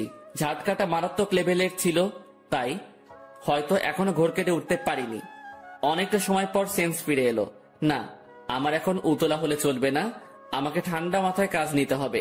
এখন আগে নিজেকে শান্ত করি, পরে মাফিয়া গার্লকে নিয়ে ভাবা যাবে। ফ্রেশ হতে চলে গেলাম। একটু পর ফ্রেশ হয়ে বের হয়ে এসে নাস্তা করে কলেজের উদ্দেশ্যে রওনা হলাম। আজও শামীম কলেজে আসেনি। হারামিটার কি যে হয়েছে কে জানে। মাফিয়া গার্লের টেনশনে শামীমকে আর ফোন দেওয়া হয়নি। এদিকে রামিসাকেও দেখছি না। তোর না আসলো না আসুক, একসাথে এত টেনশন মাথায় বয়ে নিয়ে বেড়াতে পারবো না। আমি ক্লাসে চলে যাই। ক্লাসে চলে গেলাম। সেখানে গিয়ে দেখি রামিসা আগে থেকেই ক্লাসে এসে বসে আছে। আমি গিয়ে তার পাশের সিটে বসে পড়লাম। আকাশ, কি হয়েছে? তোমাকে এমন চিন্তিত দেখাচ্ছে কেন? কি হয়েছে কি? না, তেমন কিছু না। তেমন কিছু না বললে তো আর সমাধান হবে না। তোমার চেহারায় স্পষ্ট ফুটে উঠছে যে তুমি কিছু একটা নিয়ে বেশ চিন্তিত। কি হয়েছে বলো আমায়? নাকি আমার বিষয়টা নিয়ে টেনশন করছো? আমি তো বললাম ভেবে দেখবো। তাও কিসের চিন্তা? হ্যাঁ, আরে না রামিসা, সেসব কিছুই না। আমি এমনি বাসার ব্যাপার নিয়ে কিছুটা ঝামেলায় আছি, তাছাড়া কিছুই না। আরে তুমি টেনশন করিও না, সব ঠিক হয়ে যাবে। রামিসার কথার আর কোনো উত্তর দিলাম না। চুপচাপ বসে আছি। কারণ কি বা বলবো তাকে? আমার টেনশন যে অন্য জায়গায়, সেটা তো তাকে আর বলা যাচ্ছে না। তাই চুপচাপ থাকাই ভালো। এমন সময় স্যার ক্লাসে আসলো। স্যার এসে ক্লাস করাতে শুরু করলো। সেদিকে ফোকাস করলাম। ক্লাসটা শেষ করে বাসার দিকে রওনা দিয়েছি। পিছন থেকে রামিসা ডাক দিল, এই আকাশ, আজ এত তাড়াহুড়ো কোথায় যাচ্ছ? হ্যাঁ, আমার সাথে আজ কথা বলবে না বুঝি? আরে পাগল, সে সব কিছুই না। এমনি ভাবলাম বাসায় চলে যাই, তাই আর কি। বাহ, ভালোই তো। আমাকে ইগনোর করছো সেটা তো বেশ ভালোই বুঝছি আমি। রামিসা সত্যি সেসব কিছু না। তাহলে চলো ক্যান্টিনে বসে কফি খাবো। রামিসা আমায় জোর করে ক্যান্টিনে নিয়ে গেল। ক্যান্টিনে গিয়ে দুজন বসে বসে কফি খাচ্ছি। সে আমায় নানান কথা বলে হাসানোর চেষ্টা করছে, কিন্তু আমার ভিতরে তো দুনিয়ার সমস্ত টেনশন বিরাজ করছে। আকাশ, তুমি যদি এমন গাল ফুলিয়ে বসে থাকো তো কিন্তু খুব খারাপ হবে। সত্যিই কিন্তু আমি তোমাকে নিয়ে ভাববো না। এই না না, আমি আর গাল ফুলিয়ে বসে থাকবো না। তারপর নিজের অনিচ্ছা সত্ত্বেও রামিসার সাথে স্বাভাবিকভাবে কথা বলতে শুরু করলাম। আর সে আমাকে হাসানোর ট্রাই করছে। একটা সময় সত্যি হেসে দিলাম। মেয়েটার আসলে অসাধারণ গুণ আছে। এইভাবে অনেকটা সময় বসে দুজনে মিলে কথা বললাম। ভিতরে সমস্ত টেনশন দূর হয়ে গিয়েছে রামিসার সাথে কথা বলে। মনটা একদম ফ্রেশ এখন। তারপর দুজনেই উঠে পড়লাম ক্যান্টিন থেকে। অনেকটা সময় তো বসলাম, এবার বাসায় যাওয়া দরকার। আচ্ছা, তাহলে কাল আবার দেখা হচ্ছে আমাদের। হ্যাঁ। রামিসার সাথে কথা শেষ করে বাসার দিকে রওনা হলাম। অনেকটা শান্ত আছি এখন। না, এখন আর নিজেকে উত্তেজিত করা যাবে না। একদম শান্তভাবে কাজ বের করব এখন। তারপর বাসায় চলে গেলাম। বাসায় গিয়ে শান্ত মাথায় মাফিয়া গার্লের তালাশ করতে লাগলাম, কিন্তু ফলস্বরূপ কোনো কিছুই পেলাম না। বরাবরের মতোই জিরো আসলো ফল। তাও নিজেকে সামনে রাখলাম। আমি খোঁজ চালিয়ে যাব মাফিয়া গার্লের। এভাবে কেটে গেল আরো কয়েকটা দিন। একদিন দুপুরবেলায় খেয়ে দিয়ে শুয়ে শুয়ে টিভিতে খবর দেখছিলাম, তখনই আরেকটা ভয়ঙ্কর নিউজ দেখতে পেলাম। মাফিয়া গার্ল আরেকটা হেডলাইন রটিয়ে দিয়েছে। সে পলিটিশিয়ান ওবায়দুলের খেইল খতম করে দিয়েছে। সে পলিটিশিয়ান ওবায়দুলকে মেরে তার লাশ বাসডগার উপরে ঝুলিয়ে রেখেছে। এই ঘটনার পর প্রশাসন পুরোপুরি ফায়ার হয়ে গেছে মাফিয়া গার্লের উপরে। দেশের মানুষ সবাই জানে যে মাফিয়া গার্ল 2 নাম্বার মানুষদের খেইল খতম করছে। কিন্তু তারপরেও প্রশাসন তো আর চুপ থাকতে পারে না, কারণ সাজা দেওয়ার হলে দেশের প্রশাসন দিবে। দেশে আইন কানুন বলতেও অনেক কিছু রয়েছে, কেউ তো আর তার ঊর্ধ্বে যেতে পারে না। প্রশাসন পুরো হাত পা বেঁধে নেমেছে মাফিয়া গার্লকে খোঁজার জন্য। এবার হয়তো একটা হেস্তনেস্ত করেই ছাড়বে প্রশাসন, কিন্তু আমিও তো হাল ছাড়ার মানুষ না। প্রশাসন মাফিয়া গার্লকে খুঁজে বের করার আগে আমি তাকে খুঁজে বের করব, কারণ আমার তাকে আগে চাই। তাড়াতাড়ি নিলয়কে ফোন দিলাম আবার। সে হয়তো কোনো ক্লু দিতে পারবে আমায়। এতদিনে হয়তো কিছু হলেও হাতে এসেছে তার। ভাই দুঃখিত, এখনো আমি মাফিয়া গাড়ির কোনো খোঁজ পাইনি, আর আমার মনে হয় না যে আমি তার কোনো খোঁজ বের করতে পারবো। আচ্ছা ঠিক আছে, তাও তুই খোঁজ জারি রাখ। তারপর ফোনটা রেখে দিলাম। এবার সত্যি মনে হচ্ছে আমার মাঠঘাট বেঁধে নামতে হবে, কারণ এরপর আর অপেক্ষা করলে প্রশাসনের হাতে মাফিয়া গার্ল ধরা পড়বে। কারণ মাফিয়া গার্ল যত যাই করুক না কেন, সে একটা ভুল কাজ করেছে তার কোড দিয়ে। এটা দিয়ে মাফিয়া গার্লের সন্ধান বের হওয়ার 30% সম্ভাবনা রয়েছে। আমিও হয়তো চেষ্টা করলে বের করতে পারবো, কিন্তু আমার কাছে বর্তমানে এমন ভালো স্পিড ইন্টারনেট নাই। সো আমি আমার চাকুওয়ালা মাথা চালাবো। শান্ত মাথায় ভাবতে থাকলাম শুরু থেকে সবকিছু। আমার খোঁজ কতদূর গিয়েছে সবটাই আবার পুনরায় ভাবতে লাগলাম যে মাফিয়া গার্লের খোঁজ করায় কোনো দিকে কমতে রেখেছে কিনা, বা কোনো কিছু আমার থেকে ছুটেছে কিনা। তখন মাথায় আসলো রামিসার কথা। তাকে তো শুরুতে আমার একটু সন্দেহ হয়েছিল, কিন্তু এরপর তাকে আর ঘেটে দেখিনি। না, এবার রামিসাকে নিয়ে রিসার্চ করব, কিন্তু কোথা থেকে শুরু করব ভেবে পাচ্ছি না। এর মধ্যে মাফিয়া গার্ল আবারও লাইভে আসার ডেট দিল। হ্যাঁ পেয়েছি। এবার মাফিয়া গার্লের লাইভ করার সময় আমি রামিসার সাথে থাকব। সে যদি মাফিয়া গার্ল হয় তাহলে তো তখন সে লাইভ করতে পারবে না, বা আমার সাথে সেই সময় থাকতে বাহানা দেখাবে। তখন সেটা দেখেই যা বোঝার বুঝে নিব। পরের দিন মাফিয়া গার্ল আগের টাইমের ন্যায় ঠিক 3টায় লাইভে আসবে বলেছে। এদিকে আমি রামিসাকে ফোন দিয়ে বলেছি যে সে যেন আগামীকাল দুপুর 3টায় আমার সাথে দেখা করে। একটা জরুরি কাজ আছে তার সাথে আমার, তাকে বিশেষ কিছু বলার আছে আমার। সে সরাসরি না করে দেয়। না, কাল দুপুর 3টায় আমার একটা বিশেষ কাজ আছে, তখন তোমার সাথে কোনোভাবেই আমি দেখা করতে পারবো না। রামিসার কথা শুনে খটকা লাগলো মনের ভিতরে। তার মানে কি আমার ধারণাই ঠিক? রামিসাই সে ক্রিমিনাল যাকে পুরো দেশের প্রশাসন মিলে বাতি লাগিয়ে খুঁজছে। ও মাই গড, মাফিয়া গার্ল এতদিন আমার চোখের সামনে ছদ্মবেশ নিয়ে ঘুরছে, অথচ আমি তাকে চিনতেই পারিনি। না, এবার একটা হেস্তনেস্ত করতেই হবে। এবার রামিসাকে ধরার পালা এসে গেছে। মাফিয়া গার্ল এবার পালাবে কোথায় এসব নিয়ে ভাবছিলাম। ঠিক তখনই রামিসা আমাকে আবার ফোন দিয়ে বড়সড় একটা শক খাইয়ে দেয়। আচ্ছা ঠিক আছে আকাশ, আমরা কাল 3টা বাজে দেখা করব। তবে হয়তো আমার কলেজে আসা হবে না কাল, বাসায় কিছু কাজকর্ম বাকি আছে। রামিসার কথা শুনে থতমত খেয়ে গেলাম। একটু আগে সে বলল কোনোভাবেই কাল 3টায় দেখা করা সম্ভব না, আবার এখন বলছে কাল 3টায় দেখা করবে। এদিকে আমি রামিসাকে নিয়ে কত কিছু ভেবে বসলাম। তাহলে কি রামিসা মাফিয়া গার্ল না? ও আল্লাহ, মাথা পুরো জ্যাম খেয়ে আছে। মাফিয়া গার্ল যদি কাল 3টার সময় লাইভ করে আর এদিকে রামিসা আমার সাথে থাকে, তাহলে তো রামিসা মাফিয়া গার্ল না। আমার সন্দেহটা তাহলে পুরোপুরি ভুল হবে না। আর ভাবতে পারছি না আমি কি সব ঘটছে আমার সাথে। একটা সূত্র ধরে 2 কদম এগিয়ে যাচ্ছি, কিন্তু পরবর্তীতে নিরাশ হয়ে 4 কদম পিছনে চলে আসছি। মাথা পুরো আগুনের মতন গরম হয়ে আছে। ফোনটা বালিশের পাশে রেখে ঘুমিয়ে পড়লাম। বিকেলবেলা ঘুম থেকে উঠে হাঁটতে বের হলাম। বের হওয়ার আগে বেশ কয়েকবার শামীমকে ফোন দিয়েছি, কিন্তু সে রিসিভ করেনি। কাকুর দোকানে বসে চা খাচ্ছিলাম, তখন শামীম ফোন দিল। কিরে, ফোন দিয়েছিলি মনে হয়? হ্যাঁ দিয়েছিলাম। আচ্ছা তোর কি হয়েছে বলতো? আজ কতদিন হয়ে গেল তুই ক্লাসে আসছিস না, তার উপরে কোনো খবর সবর নাই। আরে বাসায় একটা সমস্যা হয়েছে ছোট বোনকে নিয়ে, তাই কিছুদিন কলেজ আসিনি। সমস্যাটা কেটে উঠতে হয়তো আরো কয়েকটা দিন লাগবে, তারপর কলেজ আসবো। ও আচ্ছা, তাহলে তুই আগে সমস্যা সমাধান কর, পরে না হয় কলেজে আসিস। ওকে বন্ধু, শামীমের সাথে কথা বলে ফোনটা রেখে দিলাম। তারপর কাকুর দোকান থেকে উঠে বাসায় চলে আসলাম। অপেক্ষায় আছি কালকের দিনের। কোনো মতে আজকের দিনটা পার করে দিলাম। পরের দিন কলেজে চলে গেলাম। রামিসা আজ ক্লাসে আসবে না, তারও নাকি বাসায় কি কাজ বাকি আছে, তাই আজ আমার একাই কাটাতে হবে কলেজে। কোনোভাবে কলেজ টাইম শেষ করে বাসায় চলে এলাম। তারপর বাসায় এসে ফ্রেশ হয়ে খেয়ে দিয়ে রামিসাকে ফোন দিলাম। হ্যাঁ, কোথায় দেখা করবে বলো?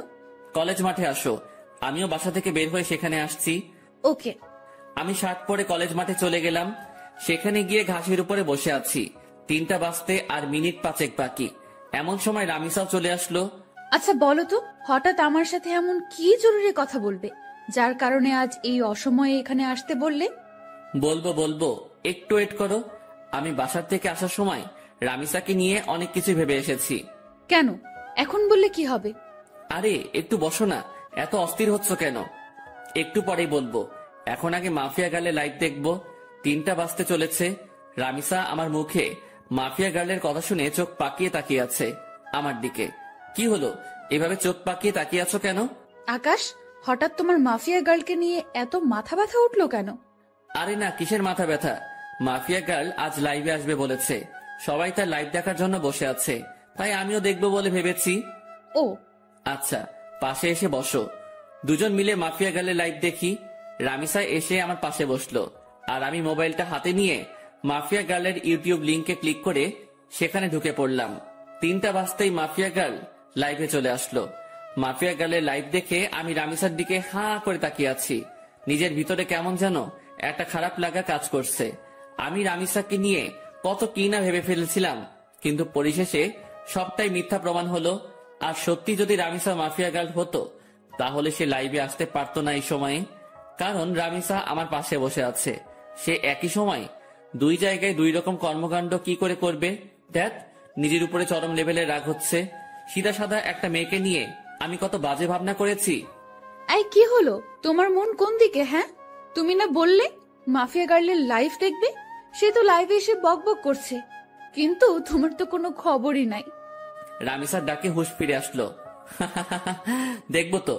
তারপর মাফিয়া গার্লের লাইভ দেখায় ফোকাস করলাম। সে তার ইন্ট্রোডাকশন নিয়েই যাচ্ছে। আমি আপনাদের আগেও বলেছি, এবারও বলছি, আমার কোনো খারাপ মাকসাদ নেই। আমার মূল মাকসাদ হচ্ছে যারা দেশের নাম বেচে বেচে খায় তাদের হাতে হারিকেন ধরিয়ে দেওয়া, আর আমি সেটাই করছি। শুধু তাই নয়, এবার দেশের মধ্যে যত কয়টা গ্যাংস্টার টিম আছে তাদের সব কয়টাকে আমি মৃত্যুর চৌকাঠে পৌঁছাইয়ে দিব। শান্তশিষ্টভাবে দেশ চলবে, কোনো ধরনের টিম আর থাকবে না। মাফিয়া খুফিয়া সব আমি ধুলোয় মিশিয়ে দিব। আর আগুন, আপনার মুখোমুখি হওয়ার ইচ্ছা আমার বহুদিন আগে থেকেই, অনেক আগ থেকেই শুনে এসেছি আগুনের নাম। যেই আগুন নাকি সত্যি এক সময়ের খতরনাক খিলাড়ি ছিল, যার নাম শুনলে এখনো নাকি অনেকের প্যান্ট ঢিলা হয়ে যায়। আমি চাই আপনার মুখোমুখি হতে, আমি চাই মানুষরূপী আগুনটাকে নিজের চোখে দেখতে। সো আপনি আমার মনের খয়াসটা পূরণ করে দিন। না হয় আমার যদি আপনাকে খুঁজে বের করতে হয়, সেদিন কিন্তু বাঘে সিংহের লড়াই হয়ে যাবে। সেদিন কিন্তু নিজের ক্রোধকে দমিয়ে রাখতে পারবো না। সেদিন নির্ঘাত আপনি আমার হাতে মারা পড়বেন। এটা কোনো হুমকি না, তবে হুমকির চাইতেও কম না। আপনি হতে পারেন এক সময়ের সর্বসেরা খিলাড়ি, কিন্তু মাথায় রাখবেন বর্তমান সময়ের নাম করা মাফিয়া গার্ল আমি। সো ভালোই ভালোই আপনার দর্শন করিয়ে দিন। এবারের মতন লাইফ সমাপ্ত করলাম। তারপর মাফিয়া গার্ল লাইভ কেটে চলে গেল, কিন্তু আমার মাথায় তো পুরো দাউ দাউ করে আগুন জ্বলতে শুরু করলো মাফিয়া গার্লের কথা শুনে। সত্যি, এখন যদি মাফিয়া গার্লকে চোখের সামনে পেতাম, তাহলে হয়তো তার মন্ডিটা আলাদা করে ফেলতাম। রাগে নাক কান দিয়ে ধোয়া বের হচ্ছে। আই আকাশ, কি হলো তোমার? তোমার চেহারার 12টা বেজে আছে কেন? আরে না, তেমন কিছুই না। আচ্ছা ঠিক আছে, কিন্তু প্লিজ আমায় জরুরি কি কথা বলতে ডেকেছো সেটা প্লিজ বলো। আমার তাড়াতাড়ি বাসায় যেতে হবে। রামিসার কথা শুনে বিপাকে পড়ে গেলাম। আল্লাহ, এখন রামিসাকে কি বলবো আমি? কারণ তাকে তো পরীক্ষা করার জন্য ডেকেছিলাম, কিন্তু সে তো পরীক্ষায় পাশ করেছে, আর আমার ধারণা মিথ্যা প্রমাণ হয়েছে। কি হলো, কথা বলছো না যে? আসলে রামিসা, তোমায় ডেকেছিলাম কেন জানি বলে মাথায় চুলকাতে শুরু করলাম। হ্যাঁ, কেন বলো? আসলে রামিসা প্লিজ, আমি তোমায় অনেক বেশি ভালোবাসি। তোমায় ছাড়া আমার থাকতে কষ্ট হয়। প্লিজ তুমি আমায় অ্যাকসেপ্ট করে নাও এখনই। আমার আর থাকতে ইচ্ছে করে না একা একা। গটগট করে বানিয়ে বানিয়ে অনেকখানি কথা বলে দিলাম। বানিয়ে বানিয়ে বলতে কথাগুলো সত্য, কারণ আসার সময় ভেবে এসেছিলাম যে রামিসা যদি মাফিয়া গার্ল না হয় তাহলে তার হাত আমি শক্ত করে সারা জীবনের জন্য ধরে বসবো। আকাশ, এটা বলতে তুমি আমাকে এখানে ডেকেছো? হ্যাঁ। আমি না তোমায় বললাম যে আমার সময় চাই? আমার মন সাড়া দিলে আমি তোমায় বলবো। প্লিজ রামিসা, এখন রাজি হয়ে যাও, সময় টময় নিও না আর। তুমি বোঝো না কেন আমার খুব কষ্ট হয় তোমাকে ছাড়া। আমার তোমাকে চাই, প্লিজ রাজি হয়ে যাও না, প্লিজ প্লিজ প্লিজ। আচ্ছা আচ্ছা থামো, যাও, রাজি হব, কিন্তু তার আগে তোমাকে আমার একটা কথা দিতে হবে। কি কথা? যত যাই হোক না কেন, কোনো দিন তুমি আমার হাত ছাড়তে পারবে না, কোনো দিন তুমি আমায় ভুল বুঝতে পারবে না। সব সময় আমার পাশে ছায়ার মতন থাকতে হবে তোমাকে। যত বিপদ আপদে আসুক না কেন, আমাকে কখনো একা লড়াই করার জন্য ছাড়তে পারবে না তুমি। তুমিও আমার সাথে সেই লড়াইয়ে সামিল হবে। পারবা এসব কথা রাখতে? রামিসা, আমি তোমার সব কথা রাখতে পারবো। নিজের জীবনে সবটুকু দিয়ে তোমায় আমি আগলে রাখবো। দুনিয়ার কোনো শক্তি আমার থেকে তোমাকে আলাদা করতে পারবে না।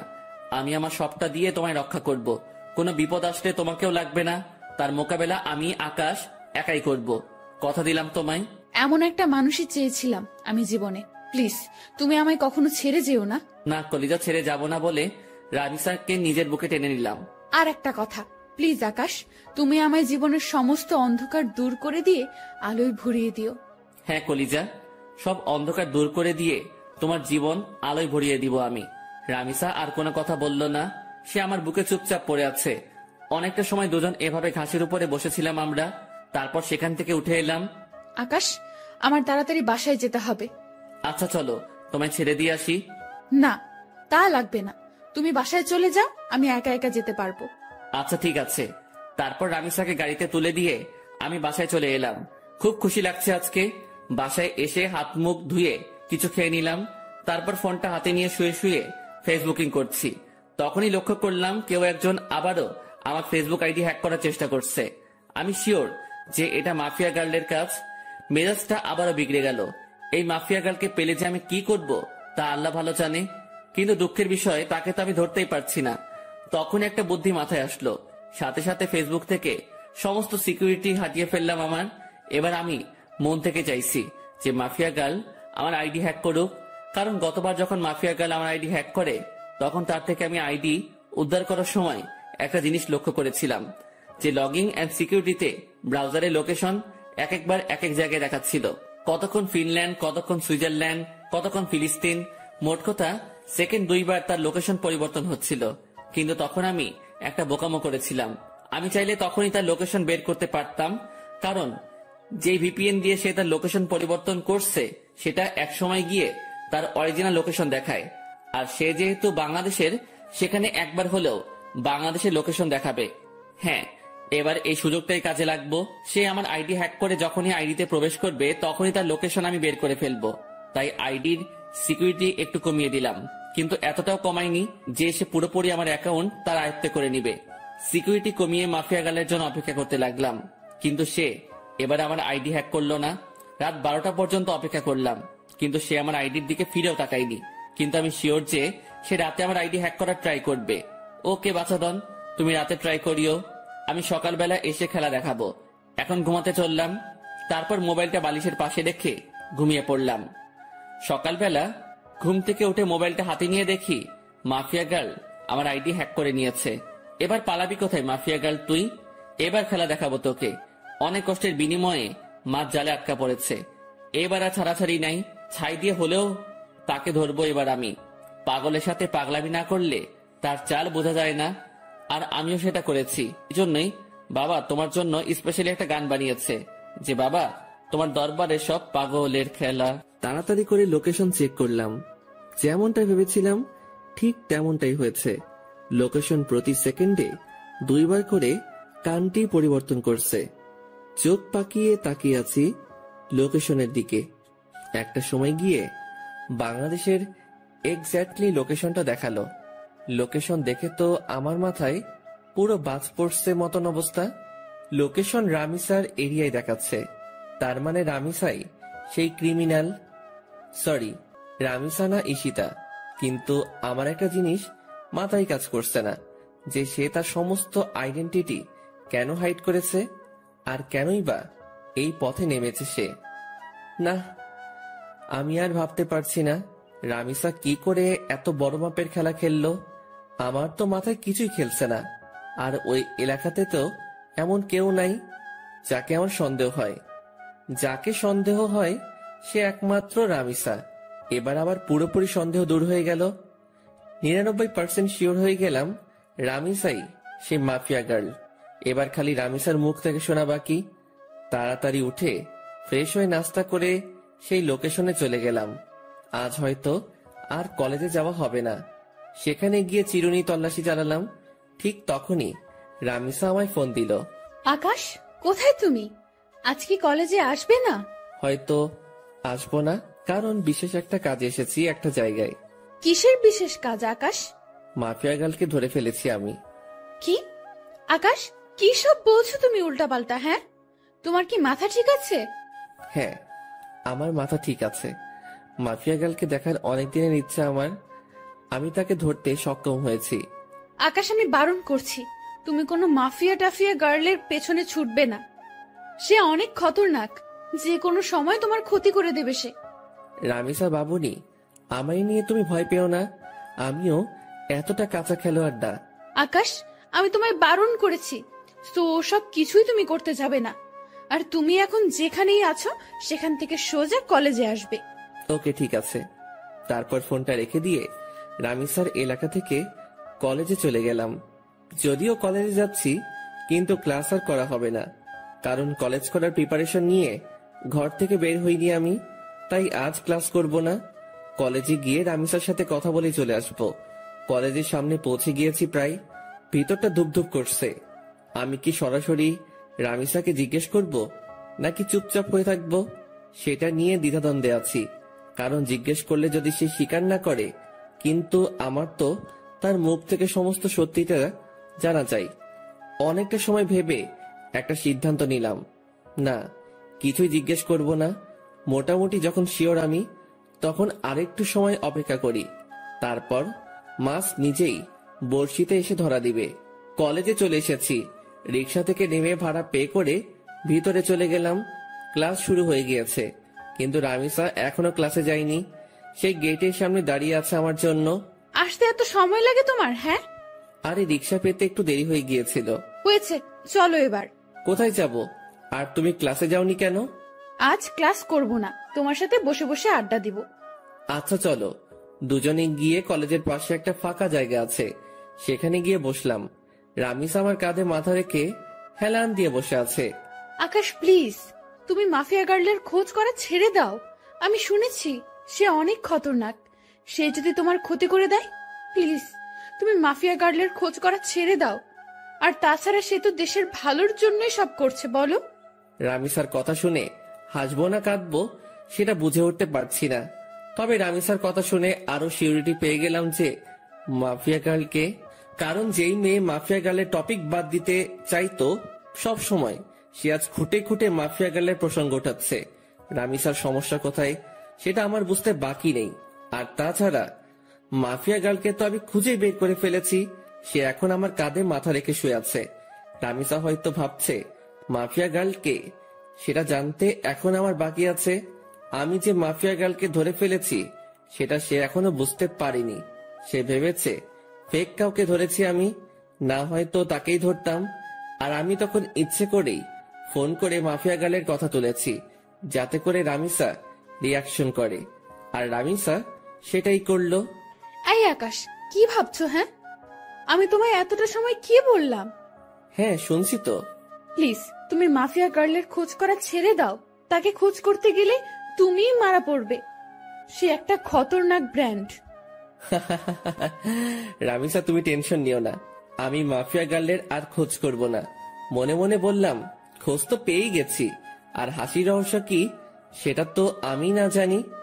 এই তো আমার বাবুন, তোমাকে। আচ্ছা একটা কথা, তখন যে তুমি আমাকে বললে যে তুমি মাফিয়া গার্লকে ধরে ফেলেছো, তুমি কি সত্যিই ধরেছো তাকে?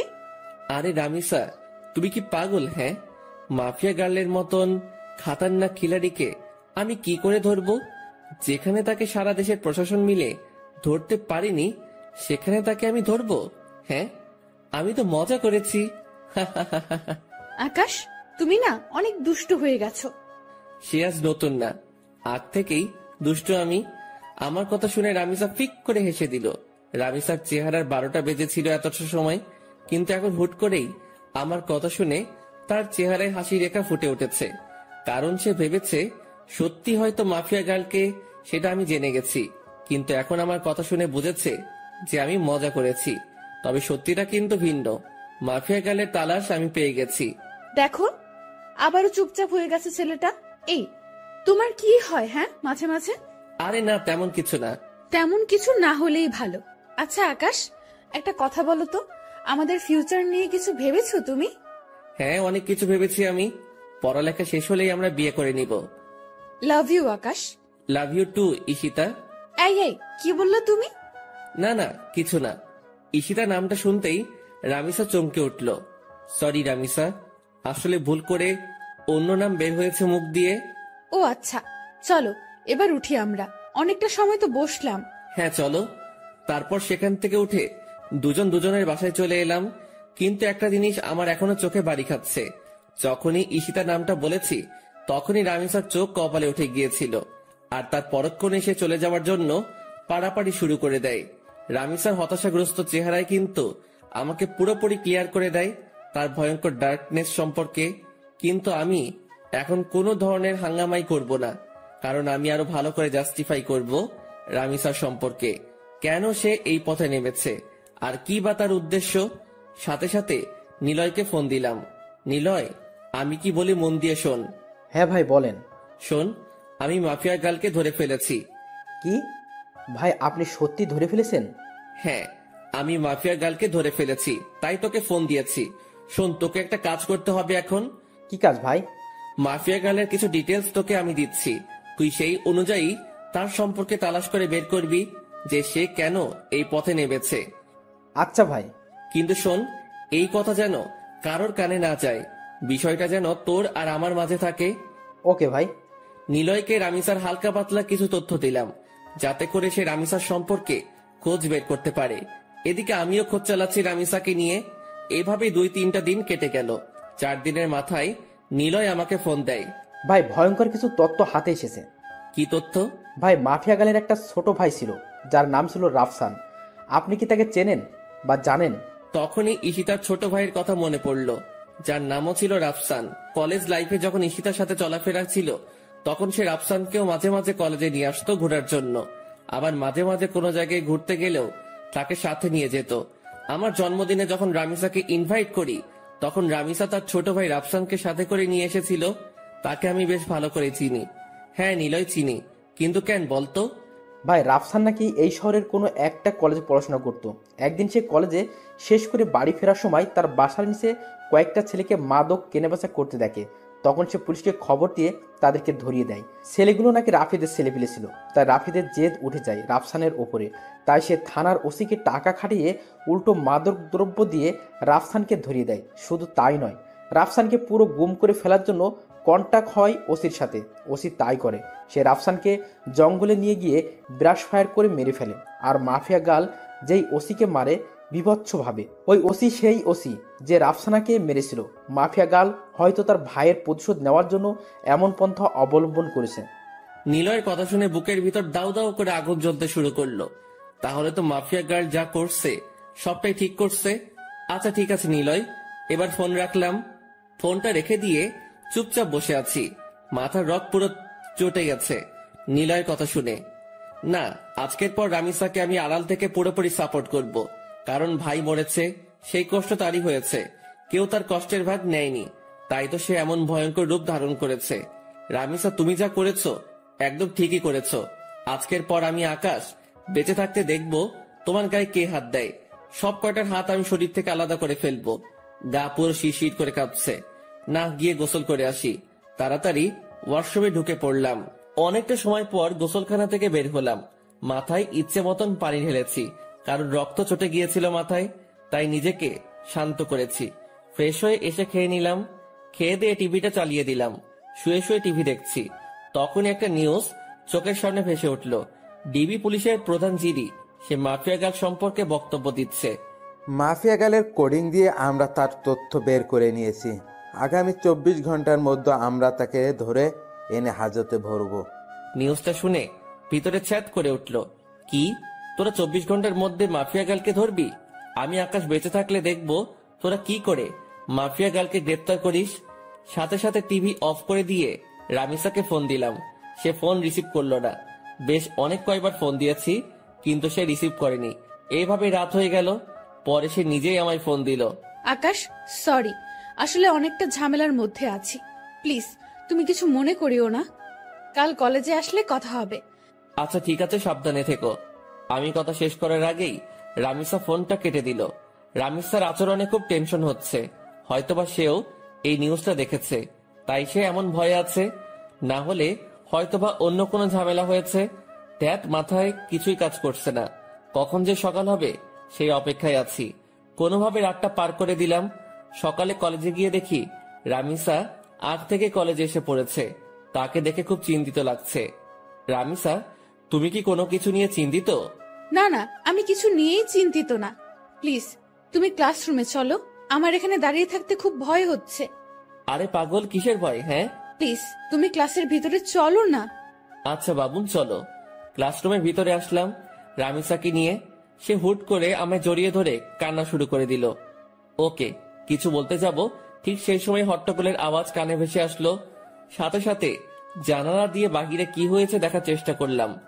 বাহিরে দেখেই তো চোখ পুরো কপালে উঠে গেল। বাহিরে 20-25টা পুলিশের গাড়ি। গাড়ি থেকে নেমে সবাই বন্দুক হাতে একদিকেই এগিয়ে আসছে। আস্তে আস্তে রামিসার খোঁজ করছে পুলিশগুলো। সবাই আমাদের ক্লাসরুমের দিকে আঙুল দেখিয়ে দিল। রামিসা, তুমি কোনো ভয় পেও না, আমি আছি।